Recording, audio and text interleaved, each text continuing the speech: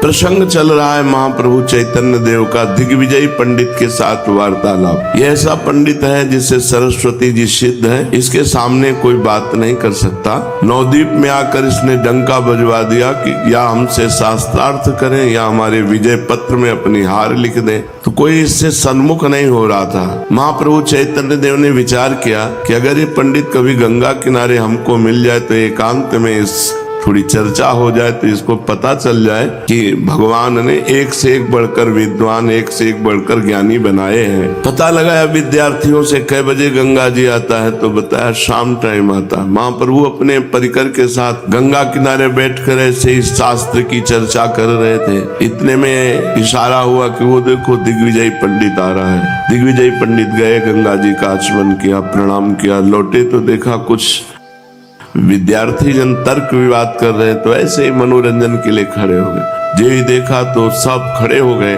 आओ आओ महाराज, आसन बिछाया, बैठा ले। महाप्रभु ने अपने उत्तरी वस्त्र बिछा दिया, बड़ा सम्मान किया। उन्होंने पूछा महाप्रभु से, आप किस ग्रंथ के विद्यार्थी हैं? तो अन्य विद्यार्थियों ने बताया इनका नाम निमाई पंडित है, विद्यार्थी नहीं अध्यापक है। अच्छा, हमने भी नाम सुन रखा है, चलो करो आपस में चर्चा। तो उनका महाराज आपके सामने क्या चर्चा करें, हम लोग तो सब आपके शिष्य और पुत्र के समान हैं, आप ही कुछ सुनाओ। बस अवसर मिला अपनी विद्वता का प्रभाव दिखाने का। 100 श्लोक नवीन तत्काल रचकर गंगा जी की महिमा के गाए। सब आश्चर्यचकित हो गए। महाप्रभु ने कहा कि किसी एक श्लोक की आप व्याख्या करके बता देते तो अच्छा था। तो तुरंत प्रश्न का उत्तर देते हुए दिग्विजय ने कहा, आप ही कोई श्लोक बता दो, जो हमने श्लोक बताया उसी की व्याख्या कर दे। उसको था धारा प्रवाह 100 श्लोक अभी हमने बोले हैं, तो हमारे श्लोक को कोई कंठस्थ या पकड़ सकता ही नहीं, क्योंकि अभी अभी की रचना है। महाप्रभु ने महत्वम गंगा आया इस श्लोक को पूरा पढ़ा और कहा इस श्लोक की व्याख्या करो। वो आश्चर्यचकित हो गया कि 100 श्लोकों में से बीच से एक श्लोक पूरा कंठस्थ कर लिया और कहा इसके कुछ गुण दोष बताओ। तो दिग्विजय ने कहा काश्मीरी पंडित के काव्यत्व में दोष तो हो ही नहीं सकते। तो कहा दोष तो कालिदास और बड़े बड़े विद्वानों के कवित्व में भी है, तो गुण दोष तो होता ही है महाराज। तो बोले आप ही बताओ। तो 5 गुण पहले वर्णन किए, महाप्रभु ने फिर 5 दोष वर्णन किए, और उसका मुंह खुला का खुला रह गया, कोई उत्तर ही नहीं दे पाया। जब महाप्रभु चैतन्य देव ने उसके श्लोक में 5 दोष वर्णन किए। अब दिग्विजयी पंडित थोड़ा सा, विद्यार्थी जन बैठे थे उनके बीच में, कुछ बोलने की हिम्मत नहीं, तो एक निराशा सी आई, उठ करके चला गया। बहुत भारतवर्ष में ख्याति उसकी प्राप्त थी, वो अपने को बहुत बड़ा कवि और पंडित समझता था। मैं कवि हूँ, बहुत विद्वान हूँ। देश में घूम घूम करके जो इज्जत प्रतिष्ठा प्राप्त की थी, आज गंगा किनारे महाप्रभु चैतन्य देव ने सारी उसके हेकड़ी और अभिमान धूल धूसरित कर दिया।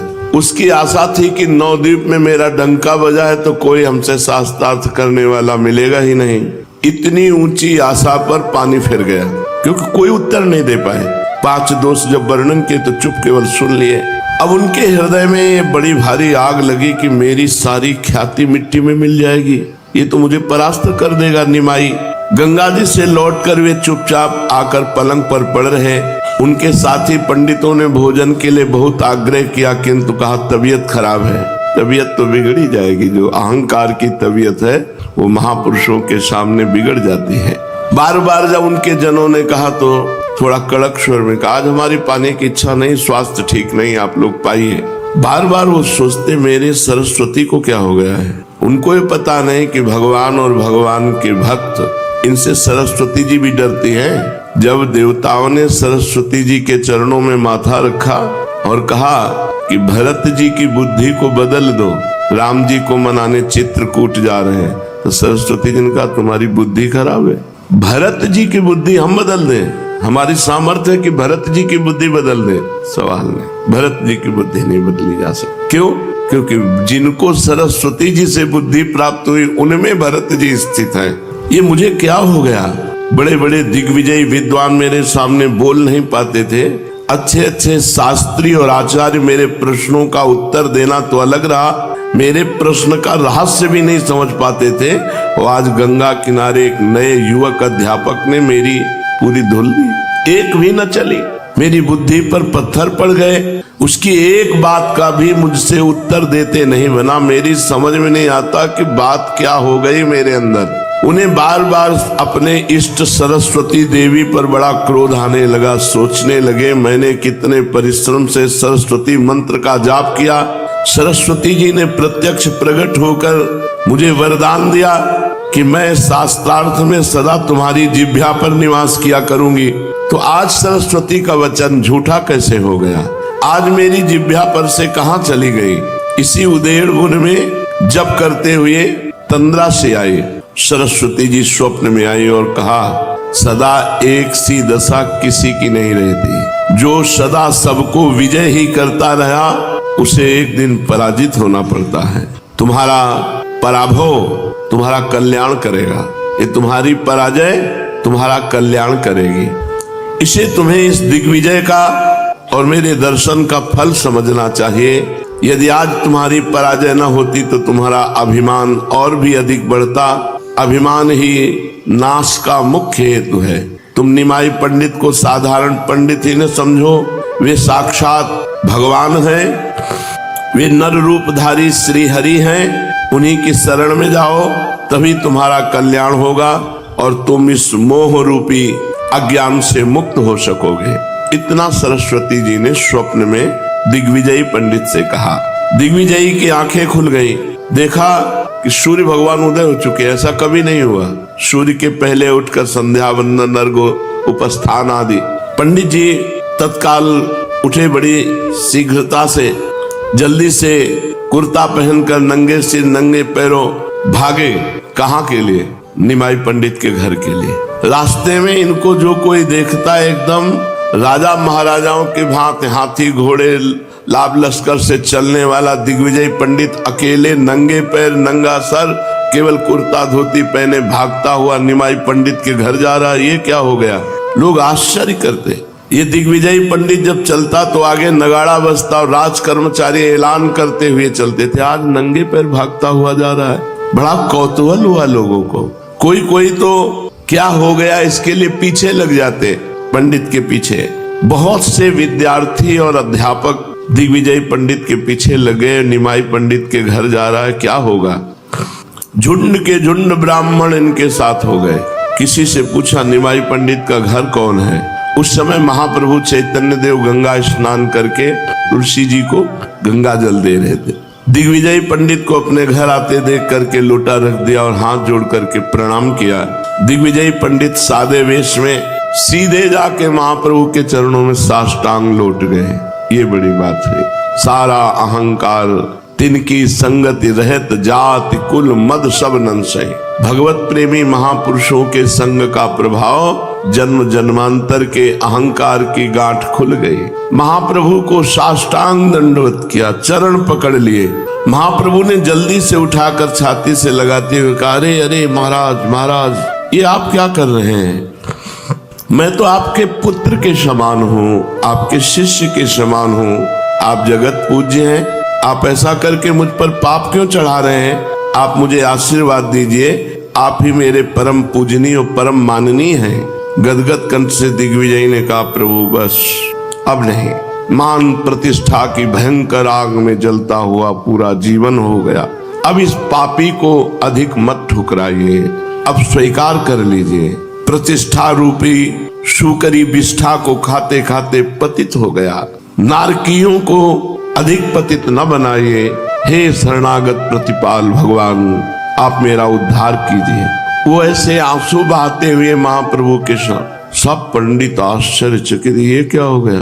दिग्विजय पंडित के एक बच्चे जैसी हालत। महाप्रभु हाथ पकड़ करके अंदर ले गए, क्योंकि भीड़ लगी हुई थी बाहर। आसन में बैठाला और बैठा कर कहने लगे, आप ये क्या? आप पैदल यहाँ तक कष्ट किया, सेवक भेज देते, मैं आपकी आज्ञा से दौड़ता हुआ आपके पास आता। मालूम होता है आप मुझे सम्मान प्रदान करने और मेरी इस टूटी फूटी कुटिया को पावन करने के निमित्त यहाँ पधारे हैं। मैं अपना परम सौभाग्य समझता हूँ। आज मेरा ये घर पावन हो गया, मेरी विद्या सफल हो गई। जो आप जैसे महापुरुषों के चरण हमारे यहाँ पड़े। दिग्विजयी पंडित सिर नीचा के आंसू बहाते हुए चुपचाप प्रभु की बातें सुन रहे थे। वे कुछ भी नहीं बोल रहे थे। इसलिए प्रभु धीरे धीरे फिर कहना आरंभ किया, वो कल की बात के लिए मुझे बड़ी लज्जा आ रही है। मैंने व्यर्थ में ही कुछ कहकर आपको दुख पहुंचाया, तो आप कुछ अन्यथा न समझें। बस हम सब विद्यार्थी जन बैठकर शास्त्रार्थ कर रहे थे, शास्त्र की बातें कर रहे थे, वैसे ही आपसे बात कर ली। वैसे आपने पूरे नवद्वीप में सुना होगा मेरा बड़ा चंचल स्वभाव है। उसी चंचल स्वभाव के बस आपकी कविता में गुण दोष का वर्णन किया। आप सब बातें भूल जाओ। मैं ऐसे ही बकने लगता हूँ। चंचलता के कारण मैं छोटे बड़े का ध्यान नहीं करता। ऐसा लगता है कल मुझसे अनुचित बात हो गई, मेरे मुख से कुछ ऐसा निकल गया जिससे आप दुख पाए। मैं क्षमा चाहता हूँ। अब दिग्विजयी चुप नहीं रह पाए, अधीर होकर बोले, बस प्रभु बस, अब मुझे अधिक वंचित न कीजिए। मैं ऐसे भाग के नहीं आया। मेरे इष्ट देव सरस्वती ने रात में स्वप्न में मुझे बता दिया, मेरे उद्धार का उपाय एकमात्र आपके चरणारविंद है। प्रभु ने कहा, आप कैसी बातें कह रहे हैं? आप शास्त्रों के मर्म को भली भांति जानते हैं, फिर भी मुझे सम्मान देने की दृष्टि से आप ऐसा कह रहे हैं। मैं निवेदन करता हूँ, असल में मनुष्य का एकमात्र कर्तव्य प्रभु के चरणारविंद में प्रगाढ़ प्रीति उत्पन्न हो जाना। वही धर्म, वही कर्म, वही जोग, वही ज्ञान, वही विद्या सफल है जिससे भगवान के चरणों में सुदृढ़ प्रीति हो जाए। ये जो आप हाथी घोड़ों को लिए साथ घूम रहे हैं, ये भी ठीक है, किंतु इनसे सांसारिक मान प्रतिष्ठा भोगों की प्राप्ति हो सकती है, भगवत प्राप्ति तो नहीं ना। आप जानते हैं, शास्त्र स्वाध्याय कंठस्थ कर लेना, दूसरों को प्रवचन कर लेना आदि आदि, ये सब व्यापार मात्र है। यदि भगवान के चरणों में प्रीति ना हुई तो एक भगवान के चरणों का निरंतर चिंतन ही संसार सागर से पार होने का उपाय है। उसी के लिए उद्योग करना चाहिए। दिग्विजय ने कहा, प्रभु आप हमें हमारा कर्तव्य बता दीजिए, ऐसी हालत में हमें क्या करना चाहिए? अब इस वणिक व्यापार से तो एकदम घृणा हो गई है कल से। प्रभु मुस्कुराते हुए कहा, प्रभु आप शास्त्रज्ञ हैं, सब कुछ जानते हैं। शास्त्र में सभी विषय भरे पड़े हैं, आपसे कोई विषय छिपा थोड़ी ही है। किंतु हाँ, इसे मैं आपका परम सौभाग्य ही समझता हूँ कि इतनी बड़ी भारी प्रतिष्ठा से आपको एकदम वैराग्य हो गया है। प्रभु की आज्ञा लेकर उनके चरणों में प्रणाम करके दिग्विजय पंडित अब निश्चय कर ले कि अब हमारे जीवन का लक्ष्य होगा एकमात्र दैन्य होकर भगवान का भजन। देखो, ये प्रभाव होता है महापुरुषों का। जन्म जन्म की अहंकार की गांठ क्षण में दूर हो गई। कितना सुंदर मार्ग हृदय में। एक तो विद्वान है, नियम संयम से चलने वाले हैं, भटक रहे थे, सही दिशा मिल गई, बहुत बढ़िया मार्ग पुष्ट हो गया। अब वो पंडित दिग्विजयी अपने डेरे पर आए। उनके पास जितने हाथी घोड़े सामान साज बाज सब वही नवद्वीप में बांट दिया।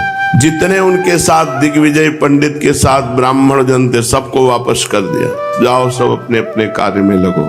और इसके बाद वो भगवत चिंतन करने के लिए महाप्रभु को गुरु रूप में अपने हृदय में बिठा करके एकदम समाज से एकांत हो गए। इसके बाद पता ही नहीं चला कि दिग्विजय का हुआ क्या। एकदम एकांत जीवन भिक्षावृत्ति से जीते हुए अपने शरीर को पूरा कर दिया। ये महाप्रभु की कृपा हुई। अब तो पूरे नवद्वीप में डंका बजने लगा चैतन्य महाप्रभु का, क्योंकि इतना बड़ा दिग्विजय छोटे बच्चे की तरह रोकर चरणों में गिरा और आदेश उपदेश प्राप्त करके सब कुछ त्याग कर बांट करके भगवान का अनन्य प्रेमी हो गया। निमाई पंडित की ख्याति और भी अधिक फैल गई। अब पाठशाला में पहले से बहुत अधिक छात्र पढ़ने के लिए आने लगे। निमाई पंडित समस्त सद्गुणों से युक्त थे। उनका हृदय अत्यंत ही कोमल और बड़ा ही विशाल था। उसमें मनुष्य मात्र के लिए ही नहीं, प्राणी मात्र के प्रति प्रेम और ममता के भाव भरे हुए थे।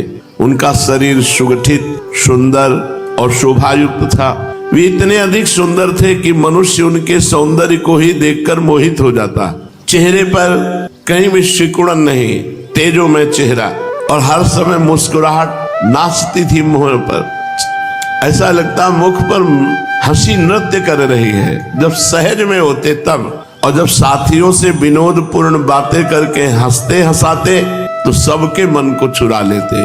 स्वभाव में चुलबुलापन, छोटे बच्चों को भी मात कर देने वाला स्वभाव, विद्वता में बड़े बड़े दिग्विजयों को परास्त कर देने वाली विद्वता, इन्हीं सब कारणों से नगर के सभी लोग इनसे अत्यंत स्नेह रखते हैं। जो भी इन्हें देख लेता वही प्रसन्नता से खिल उठता। सभी जानते थे निमाई अब बालक नहीं है, वे नवद्वीप के एक नामी पंडित हैं। इन्होंने शास्त्रार्थ में दिग्विजयी पंडित को परास्त किया है। ये अपने लोकोत्तर प्रतिभा के कारण बंगाल के कोने कोने में प्रसिद्ध हो गए। सैकड़ों छात्र इनके पास विद्या अध्ययन करने आते, फिर भी वे उन्हें अपना एक साथी तथा प्रेमी ही समझते थे। उन लोगों को ये ख्याल भी नहीं होता कि इतने बड़े महापुरुष के पास हम बैठे हैं। मित्रवत व्यवहार करते महाप्रभु। इनके साथ सम्मान और शिष्टाचार का व्यवहार करना चाहिए, ऐसा नहीं, मित्रवत व्यवहार। अगर कोई सम्मान करना भी चाहता तो महाप्रभु उसे अवसर ही नहीं देते सम्मान का। ऐसी हंसी मजाक करके उसे समानता प्रदान करते, ऐसी छेड़खानी करते को भूल जाता इनको सम्मान करना है। बड़े बड़े लोगों से परिहास करने में नहीं चूकते थे। ये नवद्वीप के प्रत्येक मोहल्ले में घूमते, कभी इस मोहल्ले से उस मोहल्ले जा रहे, कभी उस मोहल्ले से इस मोहल्ले, रास्ते में जो मिल जाता उसी से कुछ न कुछ छेड़खानी करते। बड़े लोग कहते, पंडित इतनी भारी विद्वता होने पर थोड़ा तो गंभीर रहा करो, हर समय लड़कपन ठीक नहीं होता। अब तुम एक गणमान्य विद्वानों में माननीय हो, आप झूठा सा आश्चर्य प्रकट करते। अच्छा, अब हमारी पंडितों में गणना हो गई, विद्वानों में गणना हो गई, हमें नहीं पता था, आज आप बताया, अब इस पर विचार करेंगे। वो बेचारा चुप हो जाता, अपना समूह लेकर वो चला जाता और ये विद्यार्थियों के साथ खेलते हुए फिर आगे बढ़ जाते। इनका नगर भ्रमण बड़ा ही मनोहर होता। देखने वाले इन्हें एकटक देखते देखते रह जाते। तपाए हुए स्वर्ण के समान सुंदर शरीर था, उस पर एक हल्की सी बनियान, चौड़ी काली किनारी की नीचे तक लटकती हुई सफेद धोती के ऊपर एक हल्के से पीले रंग की चादर ओढ़े रहते और मुख में पान की बीड़ी और बाएं हाथ में पुस्तक, दाहिने में एक हल्की सी छड़ी। साथ में 10-5 विद्यार्थी और उनसे बातें करते हुए चले जा रहे थे। बीच बीच में इधर उधर भी देख लेते। किसी कपड़े वाले की दुकान को देखकर उस पर जा बैठते। कपड़े वाला पूछता, कहिए महाराज क्या चाहिए? आप हंसते हुए कहते हैं, जो यजमान की इच्छा हो दे दो। दुकानदार कहता, हंसी मजाक कर रहे हो? कोई दुकानदार जबरदस्ती इनके सिर पर कपड़ा मढ़ देता। उससे कहते, लेने की तो हमारी इच्छा नहीं, पर जब आप श्रद्धा से देते हो तो लेते जा रहे हैं, पर पैसे की आशा मत रखना। और उधार हम किसी से लेते नहीं और नगद किसी को देते नहीं। अब हमारे को आप दे रहे हो तो श्रद्धा से हम ले जा रहे हैं। दुकान वाला बेचारा हंसता रहता। चलते चलते कहते, दामों की आशा मत रखना। दुकानदार हाथ जोड़कर श्रद्धा के साथ कहता, हमारा अहोभाग्य महाराज, आप ले जाओ, आप पहनोगे तो हम समझेंगे हमारा व्यापार सफल हो गया। ये कपड़ा और लेते जाइए और अपने छात्रों को वस्त्र बनवा दीजिए। ऐसा ये प्रसन्नता पूर्वक उन वस्त्रों को ले आते और गरीब जो अपने मित्र विद्यार्थी जन थे उनको कपड़ा दे देते। कपड़े खरीदने के लिए जिनके पास पैसा नहीं होता और ऐसे जब कपड़े मिलते तो उनके घर जाकर के महाप्रभु कपड़ा दे आते थे। कभी किसी गरीब वस्त्र बनाने वाले के यहाँ जाते और उसको थान देते कपड़े का और कहते, दाम तो हमारे पास है नहीं, बोलो श्रद्धा के साथ दोगे? अरे हाँ महाराज, ले जाइए, आप ही तो हैं इसके सच्चे ग्राहक। तो कहते, चलो अच्छा फिर कभी देखेंगे, हंसते हुए चल देते।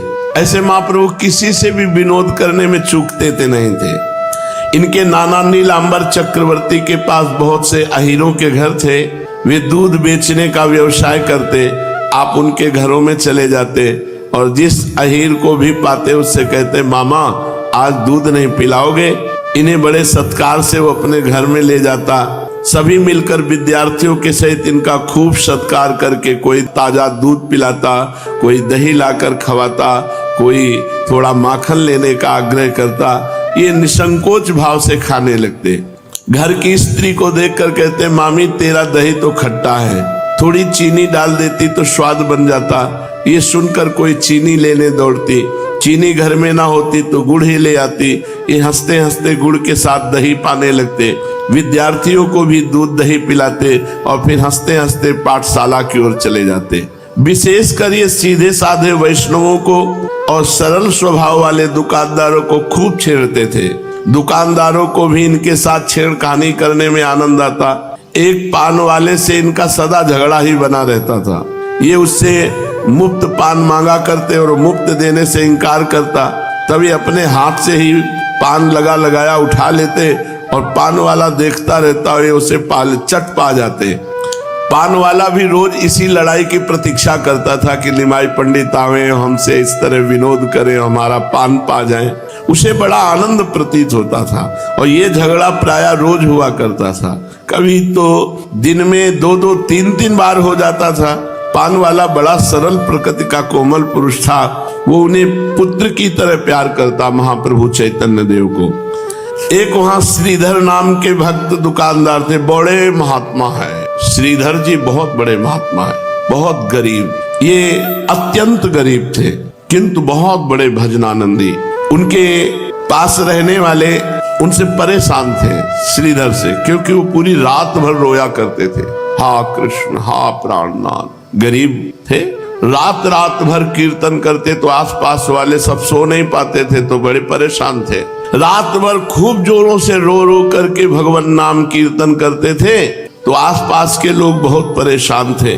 कोई कहता ये बूढ़ा ना सोता है ना सोने देता है, यही बात। रात भर चिल्लाता रहता है, सोने नहीं देता। कोई कहता भगवान जाने इसे नींद क्यों नहीं आती, रात भर चिल्लाता है। तो बहुत लोग मोहल्ले के परेशान रहते। कोई जाके कहता अरे थोड़ा धीरे धीरे भजन करो, भगवान बहरे थोड़ी, मार कर ताल मार करके जोर से कीर्तन करते हो, जोर से आवाज करते हो, भजन धीरे धीरे क्या करो। फिर कहते बेटा धीरे धीरे कैसे करो, तुम लोग दिन भर काम करते हो, रात में सो जाते हो, कभी भजन नहीं करते, तो कम से कम मेरे आवाज तुम्हारे कानों में पड़ेगी, तुम्हारा मंगल हो जाएगा। जिह्वा से नाम नहीं ले सकते तो बच्चा कान से तो सुन सकते हो।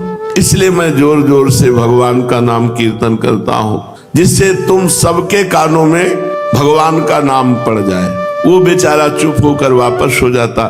ये कभी किसी की भी बात से हार नहीं माने, पूरी रात जोर जोर से भगवान नाम कीर्तन करते रहे। अब ये जीवन यापन के लिए क्या था, केले के पत्ते और केले के भीतर जो कोमल त्वचा होती है उसकी, उसको बेचा करते थे। केला का पत्ता बंगाल में प्राय पवित्र पत्तलों में इसकी गणना होती है। आधा केला का पत्ता, उसी में भात और दाल ऐसे डाल के, तो जैसे दोना पत्तल बेचे जाते हैं उस जगह केले का पत्ता, और वो केले का जो पेड़ होता है उसके ऊपरी भाग को हटा के जो कोमल कोमल होते हैं उसको वो बेचते थे। खोल कहते हैं केले के खोल। बंगाल में कोमल उन खोलों का साग बनाया जाता। महाप्रभु रोज इनसे छेड़खानी करते जाकर के, इनके खोल को उठा लेते और कहते पैसे के कितने खोल देंगे, तो कहते 4 देंगे। तब आप कहते अजी 8 लेंगे, सब जगह 8-8 बिक रहे हैं। तो श्रीधर कहते पंडित जी ये रोज रोज की छेड़खानी अच्छी नहीं होती, हमें बताओ कहाँ 8 बिकते हैं, जहाँ 8 बिकते हो वहां जाकर ले लो, हम तो 4 ही देंगे, तुम्हारी राजी पड़े तो ले जाओ, न राजी हो तो मत लो, झगड़ा करने से क्या फायदा। तो आप कहते तुम्हारी दुकान के लेंगे और 8 खोल लेंगे और तुम्हें राजी होना पड़ेगा। श्रीधर कहते देखो तुम अब सयाने हो गए हो, हम बच्चापन से देख रहे हैं कि तुम हमारी दुकान में आकर रोज झगड़ा करते हो, अब अच्छी बातें नहीं है, तुम्हें 8 दे देंगे तो फिर सभी 8 ही मांगेंगे। देखो यदि ऐसी बात है तो तुम बिना मूल्य दिए ले जाओ। तो निमाई हंसते हुए कहते वाह फिर क्या कहना है, नेकी और पूछ पूछ कर मीठा और भर कठोता, हाँ फ्री मिले तो क्या कहना है। और वो बहुत गरीब थे, बहुत। महाप्रभु भावावेश में भी इनकी स्मृति करते, संन्यास लेने के बाद भी इनके घर गए और इनके पात्र में रखा हुआ पानी पिया महाप्रभु। बहुत ही अकिंचन महापुरुष श्रीधर जी। निमाई हंसते कहते वाह वाह बहुत सुंदर। फिर कहते हमारी पूजा नहीं करोगे, माला हमें भी दिया करो। श्रीधर कहते माला तो देवताओं के माथे पे चढ़ता है और पुष्प गंगा जी के लिए लाता हूँ, तुम्हें कैसे दे दूं माला और पुष्प? तो आप कहते देवता, हमसे बड़ा कोई देवता है? सबसे बड़े देवता हमें, माला चढ़ाओ। और गंगा जी तो मेरे चरणों से निकली हुई है, तो पुष्प और माला मुझे चढ़ाओ। ये श्रीधर सुनते ही कान में हाथ रख देते और कहते हरी हरी हरी, कैसी बात करते हो? गंगा जी तुम्हारे चरणों से निकली, तुम भगवान, हरी हरी हरी, ये कैसी बात कर रहे हो? हाय पंडित, पढ़े लिखे होकर ऐसी बातें कहते हो। ऐसी बातें कहने से पाप होता है। तुम ब्राह्मण के कुमार होकर ऐसी पाप की बातें अपने मुंह से निकालते हो। कालांतर में जब महाप्रभु का स्वरूप प्रकाशित हुआ, तब श्रीधर को ये बातें याद आई कि सबसे बड़े देवता ये हैं और यही कहते थे हमारे चरणों से गंगा जी निकली है। महान भक्त हुए गौरांग देव के श्रीधर जी। इन्होंने अंत तक महाप्रभु चैतन्य देव को साक्षात भगवान मानकर आराधना की और बार बार पश्चाताप प्रकट किया कि मैंने इनको खंडन करके इनकी बात कहा कि तुम ब्राह्मण के बालक हो और कहते हो हमारे चरणों से गंगा जी का धो, ये पाप की बात कहते हो। ये जीवन भर पश्चाताप रहा कि मैंने अपने प्रभु को नहीं पहचाना। गौर भक्तों में श्रीधर का खोल बहुत ही प्रसिद्ध था। गौर को श्रीधर के खोल के बिना सभी व्यंजन रुचिकर नहीं लगते थे, क्योंकि दीनता थी। एक दिन ये घर की ओर जा रहे थे, रास्ते में पंडित श्रीवास जी मिले। श्रीवास पंडित अद्वैताचार्य के साथी और स्नेही थे। महाप्रभु चैतन्य देव के पिता के अभिन्न मित्र थे श्रीवास जी। इनकी पत्नी मालती देवी और ये निमाई को सगे पुत्र की भांति प्यार करते थे श्रीवास जी। ये भी इन दोनों में माता पिता के समान श्रद्धा रखते थे। श्रीवास पंडित को देखकर इन्होंने उन्हें प्रणाम किया। पंडित जी ने इन्हें आशीर्वाद दिया और बड़े ही प्रेम के साथ बोले, निमाई देखो, अब तुम बालक नहीं हो, ये बाल चापल्य तुम्हें शोभा नहीं देता। इस तरह से उच्छृंखलता का जीवन बिताना ठीक नहीं, कुछ भक्ति भाव भी सीखना चाहिए। तुम्हारे पिता तो परम वैष्णव थे।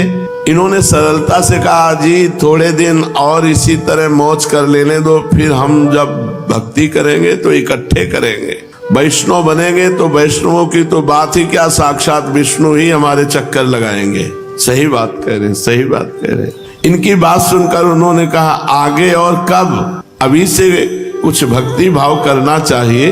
किसी देवी देवता की श्रद्धा रखते हो तो करो। इन्होंने कहा, किस देवता में श्रद्धा रखे, आप ही कृपा करके बताइए। श्रीवास पंडित ने कहा, जिसमें तुम्हारी श्रद्धा हो। देव पूजा करनी चाहिए और भगवान नाम का यथाशक्ति जप करना चाहिए। निमाई जानते थे कि वैष्णव सोहम और अहम ब्रह्मास्मि इन वाक्यों से चिढ़ते हैं, इसलिए श्रीवास पंडित से कहा कि हमको तो श्रद्धा है सोहम सोहम जपने में, अहम ब्रह्मास्मि जपने में, ये ब्रह्म ज्ञान का है। हम ब्रह्म हैं तो किसकी पूजा करें, जब स्वयं ब्रह्म है तो किसका नाम जप करें, आप ही बताइए। श्रीवास जी कानों में हाथ रख के बोले, वैष्णव के पुत्र होकर ऐसी बात करते हो, तुम्हारा लड़कपन नहीं गया। इतना सुनकर ये कहते हुए घर की ओर चले जाते। अच्छा, तो किसी दिन देख लेना हम कैसे वैष्णव बनते हैं, तुम्हारे जैसे वैष्णव हमारे पीछे पीछे डोलेंगे, श्रीवास से कहा। इन्होंने ये बातें हंसी में समझी थी। श्रीवास जी ने समझा ये हंसी कर रहे, इनकी चंचलता का स्वभाव है, किंतु श्रीवास पंडित अंदर अंदर से इनकी बात समझते कि इतना गंभीरता और इतनी चांचल्यता दोनों इनमें समाई हुई है। जिस दिन ये चांचल्यता रुकी और गंभीरता आई, उस दिन ये महापुरुष अपना स्वरूप प्रकाशित जरूर करेंगे। वे सोचते कि यदि निमाई जैसे पंडित मेधावी और सर्वप्रिय ये वैष्णव बन जाए तो वैष्णव धर्म का देश भर में झंडा फहराने लगे, अनाथ वैष्णव भक्त सनाथ हो जाएं। ये यही सोचते विचारते गंगा जी की ओर चले गए। कालांतर में श्रीवास पंडित के विचार सत्य ही हो गए। वैष्णव धर्म की विजय दुंदुभी संपूर्ण देश में गूंजने लगी।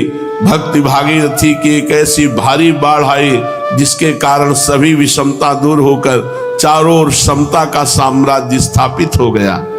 ये तो सब आनंद था, लेकिन सच्ची माता को बहुत दुख था। एक तो वृद्ध शरीर और पूरे घर में कोई न लड़का न बच्चा न बहू।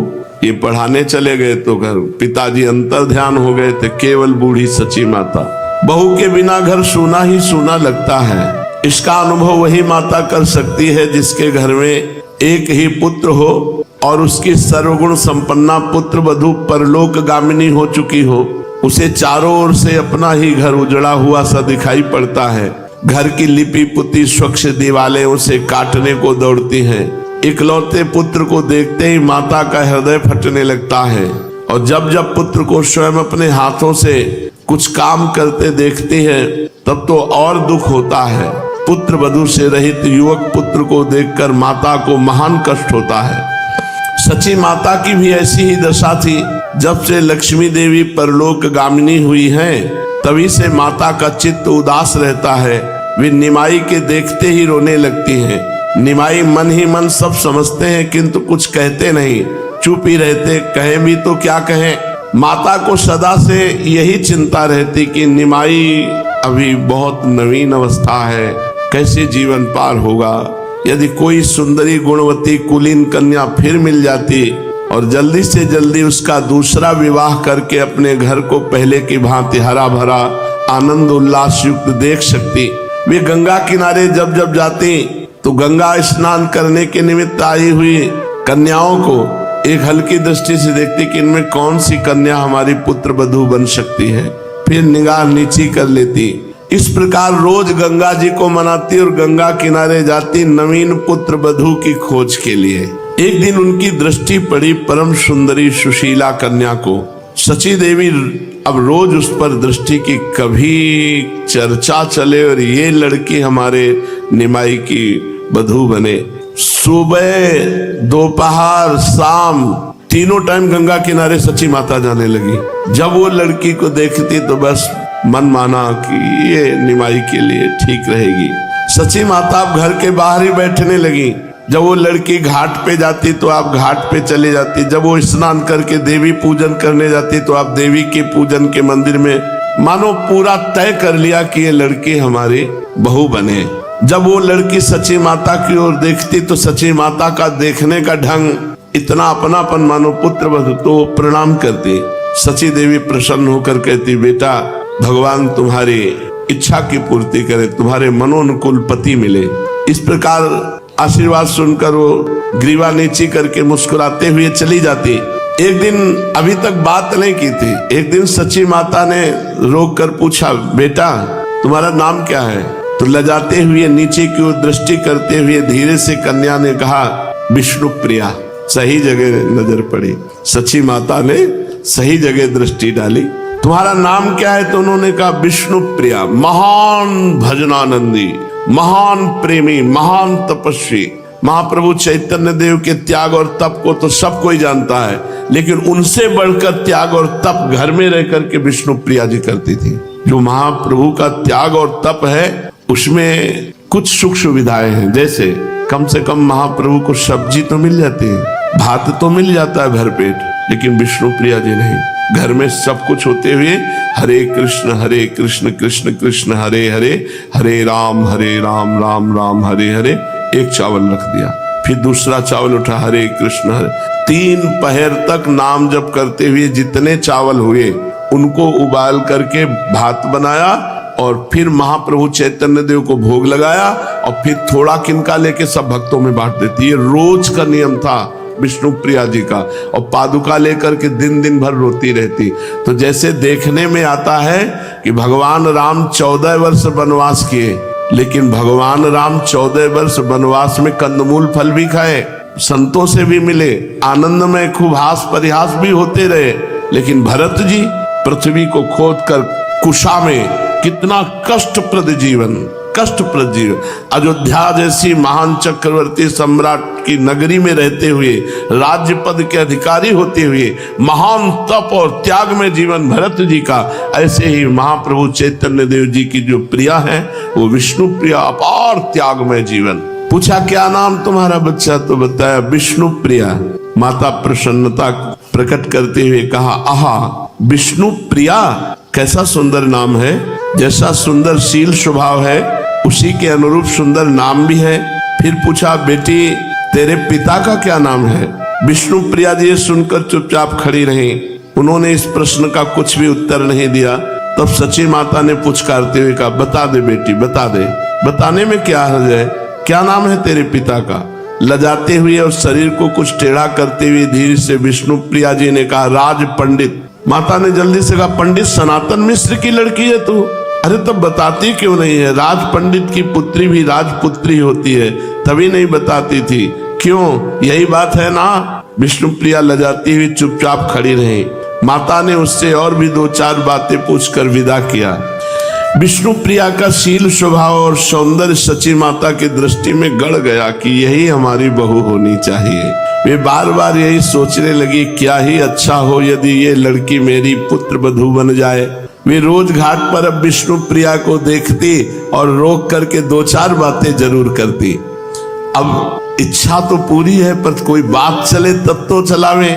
विष्णुप्रिया जी का अद्भुत रूप लावण्य, उनकी अत्यंत कोमल प्रकृति, स्वभाव, प्रशंसनीय शील, अनुपम विष्णु भक्ति को वे मन ही मन बार बार सराहना करती, इसलिए वे उनके प्रति अधिकाधिक प्रेम प्रदर्शित करने लगी। विष्णुप्रिया के मन में भी इनके प्रति भक्ति भाव था। सची माता बार बार सोचती, क्या हर्ज है, एक बार सनातन मिश्र से पूछवाऊं तो सही, बहुत करेंगे तो ना कर देंगे।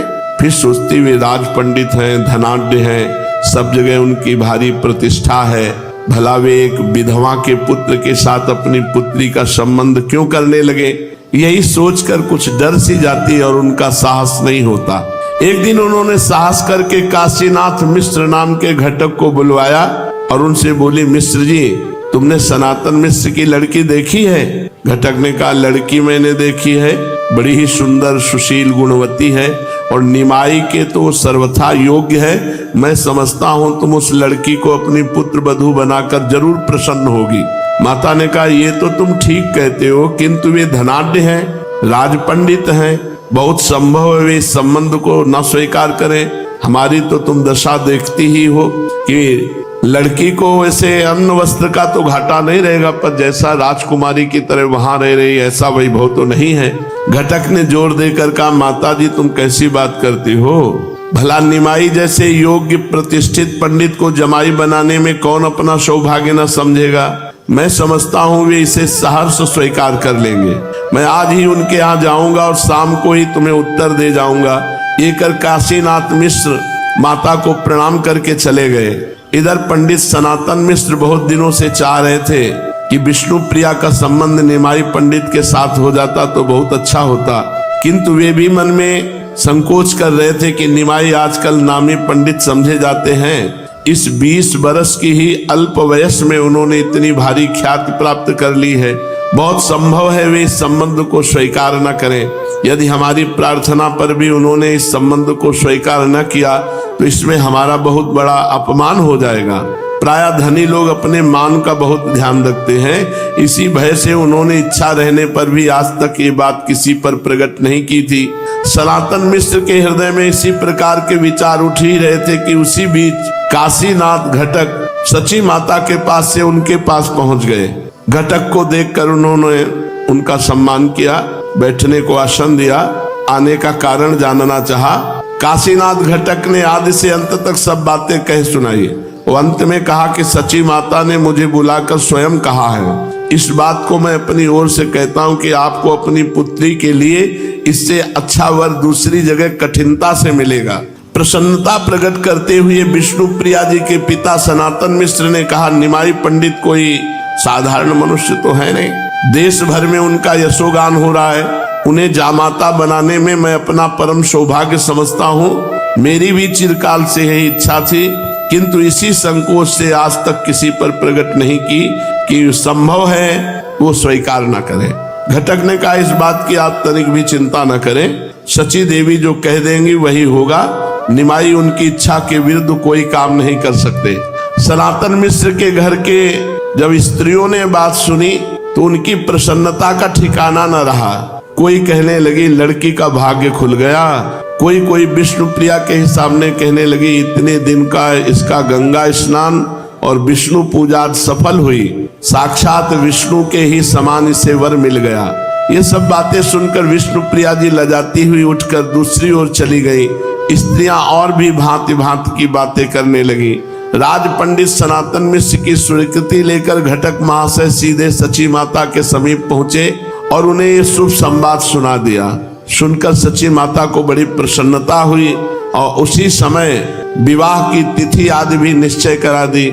सनातन मिश्र के यहाँ तिथि आदि की सभी बातें पक्की करके काशीनाथ घटक आ ही रहे थे कि रास्ते में अकस्मात उन्हें महाप्रभु मिल गए। निमाई ने उन्हें आलिंगन किया और कहा, किधर से आ रहे हैं? आप तो सदा घटाया ही करते हैं, कहिए किसे घटा कर आ रहे हैं? हंसते हुए घटक ने कहा, घटा कर तो नहीं आ रहे, बढ़ा कर आ रहे हैं, बढ़ाने की फिक्र में है। तो महाप्रभु ने कहा, समझा नहीं? बोले तुम्हें 1 से 2 करना चाहते हैं, बताओ क्या सलाह है तुम्हारी? आश्चर्य प्रकट करते हुए निमाई पंडित ने कहा, मैं आपकी बात का मतलब नहीं समझा, कैसा बढ़ाना? हाँ हाँ क्यों समझोगे? घटक महाशय ने कहा, इतने बड़े विद्वान हो, इतना इशारा नहीं समझते? आवाज बढ़ाते हुए कहा, राज पंडित सनातन मिश्र की पुत्री विष्णुप्रिया के साथ तुम्हारे विवाह की बातें पक्की करके आ रहा हूँ, बताओ मंजूर है? बड़े जोर से हंसते हुए इन्होंने कहा, हाँ, हमारा विवाह और राज पंडित की पुत्री के साथ? हमें तो कुछ भी पता नहीं। और हंसते हुए घर की ओर चल दिए। घटक को इनकी सूखी हंसी में कुछ संदेह हो गया। सनातन मिश्र के यहाँ भी खबर पहुंच गई। सुनते ही घर भर में उदासी छा गई। सनातन मिश्र ने कहा था कि हमें जिस बात की शंका थी वही हो गया ना। मैं पहले जानता था कि निमाई स्वतंत्र प्रकृति के पुरुष हैं, बड़े विद्वान हैं, बड़े प्रसिद्ध हैं, भला वो मेरे यहाँ संबंध क्यों मंजूर करने लगे? मेरी हंसी हो जाएगी सब लोगों में। सबको पता चल गया है कि लड़की का विवाह निमाई पंडित के साथ होगा। यदि ना हो सका तो मेरे लिए बड़ी लज्जा की बात है। ये सोचकर उन्होंने उसी समय काशीनाथ घटक को बुलाया और अपनी चिंता का कारण बताकर शीघ्र ही सची माता से इसके संबंध में निश्चित उत्तर ले आने की प्रार्थना की। घटक महाशय उसी समय सची माता के समीप गए और राज पंडित की चिंता का सभी वृत्तांत कह सुनाया। सब कुछ सुनकर सची माता ने कहा, निमाई मेरी बात को कभी टालता नहीं है, इसीलिए मैंने उससे इस संबंध में कुछ भी पूछा नहीं है। आज वो पाठशाला से आवेगा तो मैं उससे पूछ लूंगी। फिर मेरा ऐसा विश्वास है कि वो मेरी बात को टाल नहीं सकता। कल मैं तुम्हें इसका ठीक ठीक उत्तर दूंगी। ममता का भरा हुआ स्वरूप माता के ऐसे वचन सुनकर घटक अपने घर चले गए और माता जी सलाह करके अब कल बताएंगे कि ब्याह का पक्का या आगे। श्री राधा वल्लभ लाल की।